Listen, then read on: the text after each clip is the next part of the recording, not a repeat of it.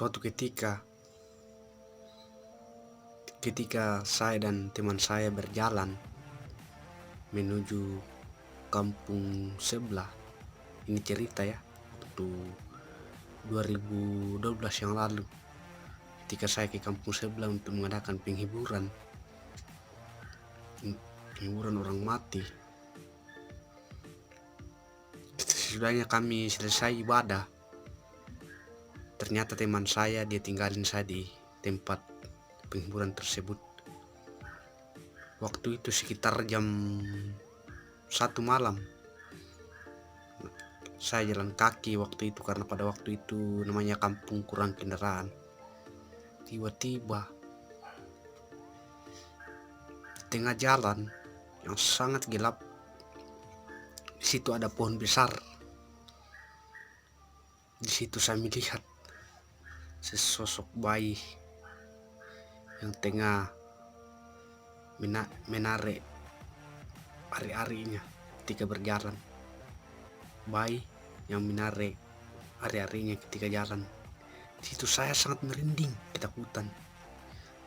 Bayangkan ketika kalian di posisi saya, ketika saya melihat anak bayi itu yang tidak pakai baju, pokoknya dia jalan.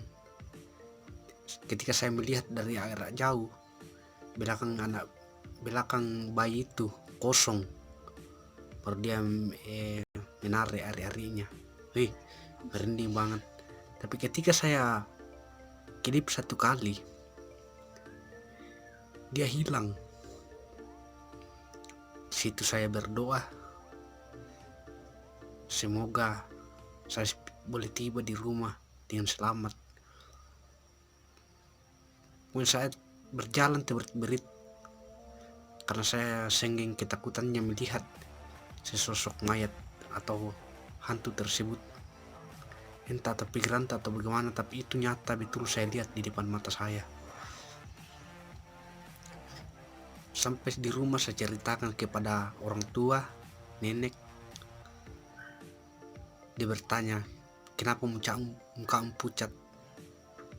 Saya bilang, saya belum bicara. Saya berhenti sejenak karena denyut nadiku berdenyut saking ketakutan melihat sesosok yang tadi itu.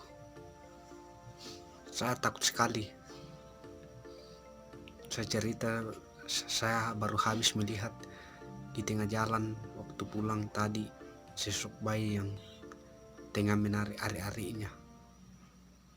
Dia ceritakan orang tua saya itu konon katanya pernah ada orang yang kuburan di situ, baru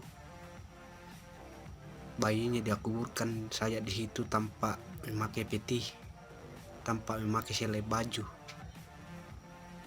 karena dia tengah hamil 2 di perjalanan, baru orang yang hamilinya tidak mau bertanggung jawab. Jadi ketika dia lahirkan bayi itu, dia langsung kubur di situ.